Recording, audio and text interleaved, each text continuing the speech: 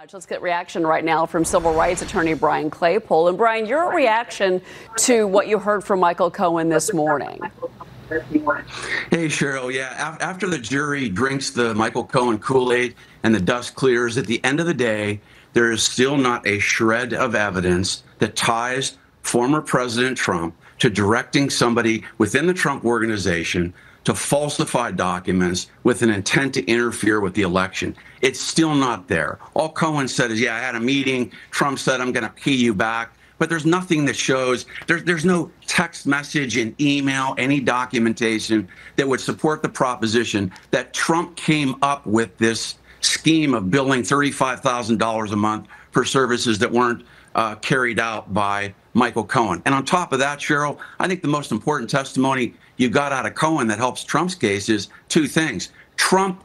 Cohen said this, that Trump told him, quote, go figure it out. So Trump is abdicating to Cohen to go figure this out. Then Cohen says, oh, yeah, Alan Weisselberg came in, and it was his idea to come up with this scheme to pay me back $35,000 a month. It was Weisselberg's idea, not Trump's idea. So at the end of the day, Trump's lawyers need to get up, cross-examine Cohen, remind the jury that he lied with his taxi scheme he was involved in years ago, doing the same thing, right? Concealing money. And Cheryl, guess what? One of my first questions to Cohen would be, isn't it true that you cashed all those checks, right? You cashed all those $35,000 checks for work you did not perform, right? So Cohen's committing fraud.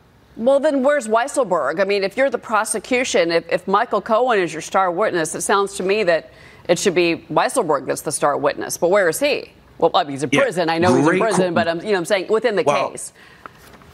Great question. And I think Alvin Bragg made a colossal mistake. Why do I mean that? Because he charged Weisselberg with a separate crime that Weisselberg, $1.7 million of tax evasion that Weisselberg pled guilty to. And in return, Weisselberg got a promise to not have to testify at President Trump's trial. Why is that important? Because that's super damaging to the prosecution. Because you're right. At the end of the day, you'd want to bring Weisselberg in, and Weisselberg is going to say one way or another whether Trump told him anything. But Weisselberg is not going to show up in the courtroom. All the prosecution is left with is a convicted felon who I believe actually was part of putting this scheme together to get repaid. My colleague Greg Jarrett, of course, a former attorney, wrote a great piece summarizing what he heard yesterday, and he published it last night. And what he said basically is so far everything from Michael Cohen has backfired on the prosecution. And he said when that recording was played in court, it seemed to help not hurt the defense. Cohen is referring very cryptically to payments made to kill a story, but that's not a crime. And at no point yet have we seen Alvin Bragg be able to prove that there is that secondary crime, which is election interference. And that's where the true charges come into play. If Bragg can't prove the election interference, all of this theater that we've been watching for the last 4 weeks is meaningless. No? Yeah, absolutely. And I'd go one step further. I even talked to Greg Jarrett about this. How about this one? How can there be election interference with Trump writing checks allegedly in 2017 when the election was over?